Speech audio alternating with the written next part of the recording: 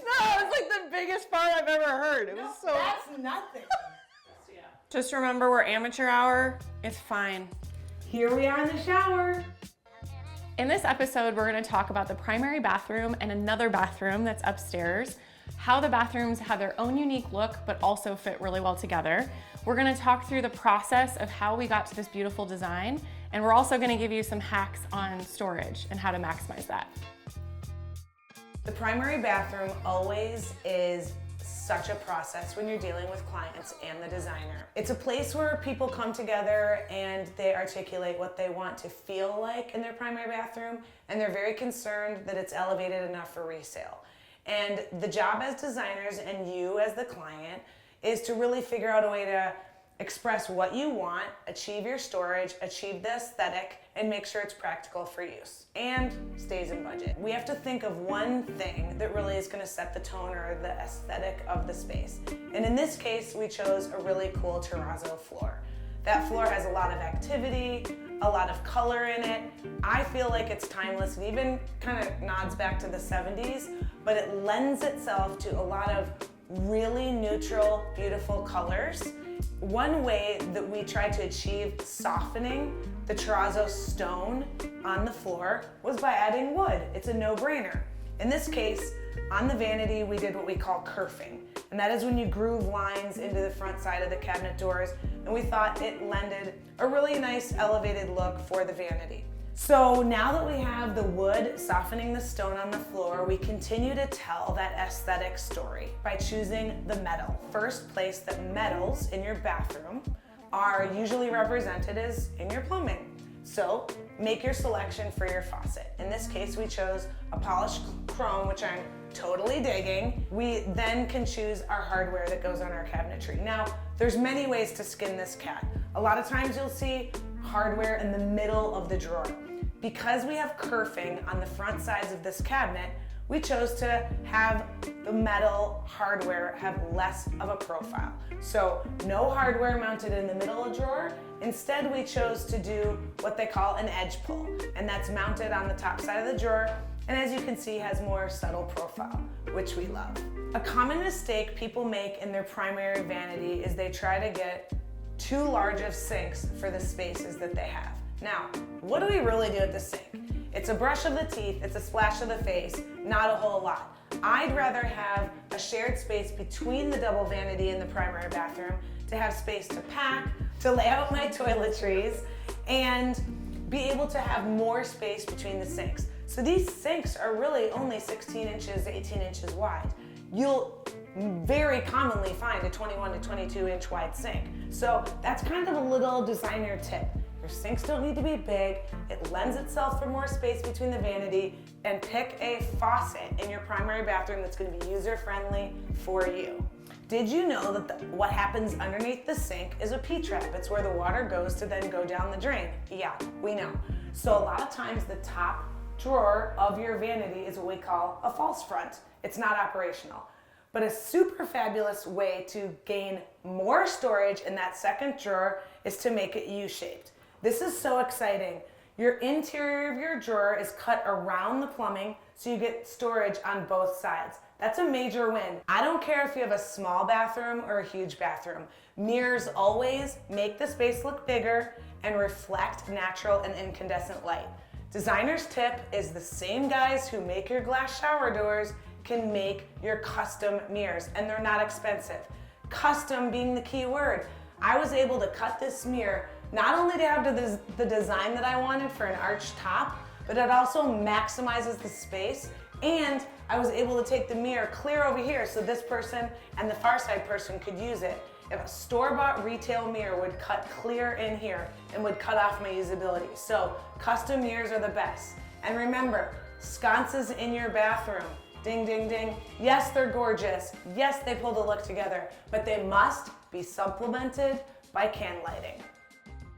Design is always challenging, especially when you've selected a really fabulous tile like this for the floor, and it speaks directly to another space that you need to cover in similar or adjacent tile.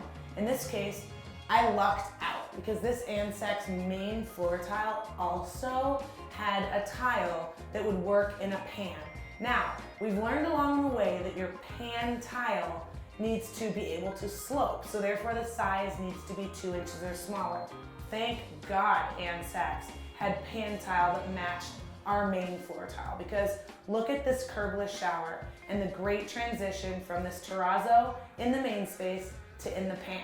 Now, something that the client didn't listen to me on. I never want to stand in the shower on my drain. I tried to get them to put a channel drain, which is a long drain that is towards one end or the other of the shower, so you never see this sucker. But you win some, you lose some.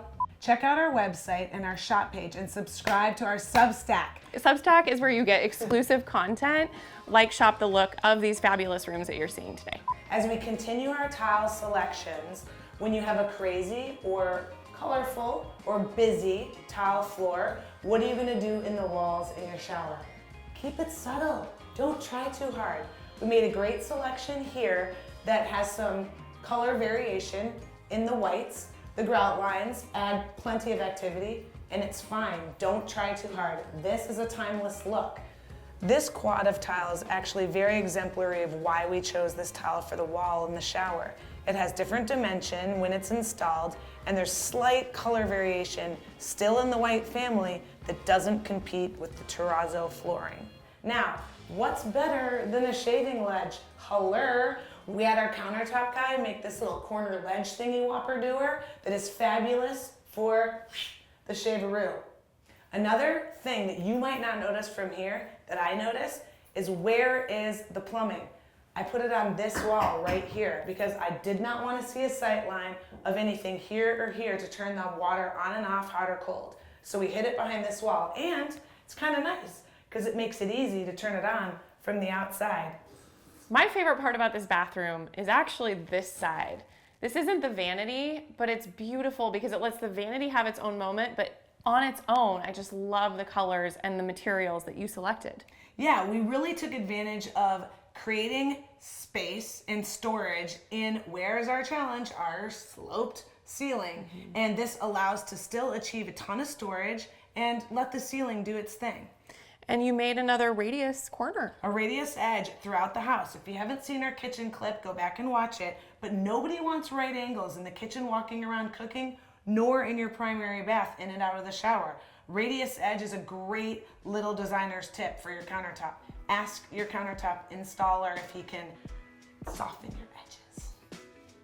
The client travels a lot for work, so we wanted to make sure we had enough storage where they could pack their suitcases and all of their bags that they use. So in here we have this great hidden cabinet for all of the travel gear.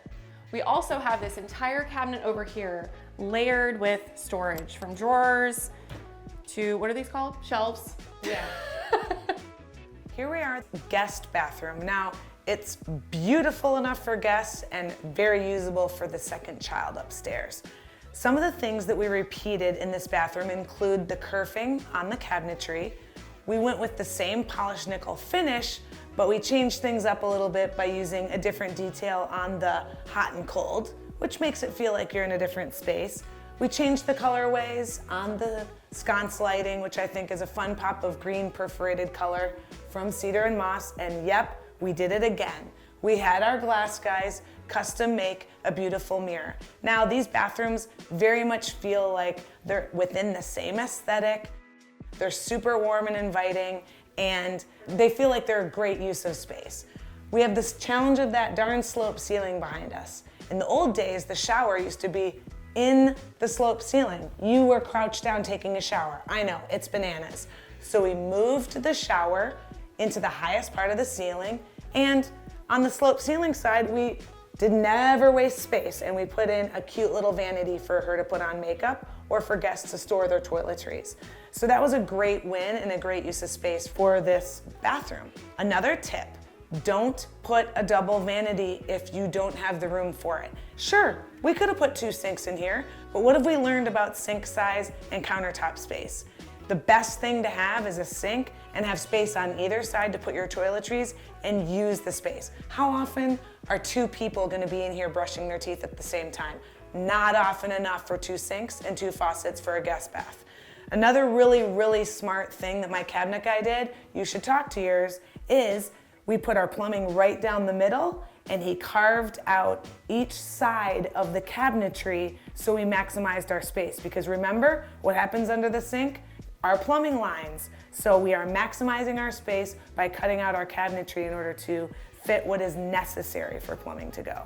What's funny about this space is the client wanted a more neutral flooring, and I pitched something a little bit wild and crazy like this. They chose to go with a more subtle marble, and it still has some striations and activity in it. So we went with a more subtle wall tile in the shower, and I think altogether, it looks great. Here we have a bunch of the samples that we used for the Firehouse project, and you can see the bathroom flooring, together, even though they're different spaces, they look really good together.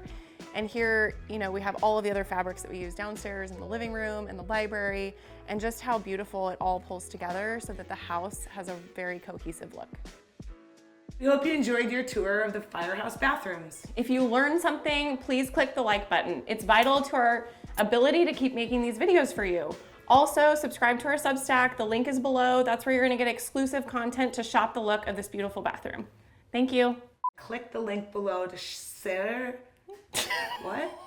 To share and save.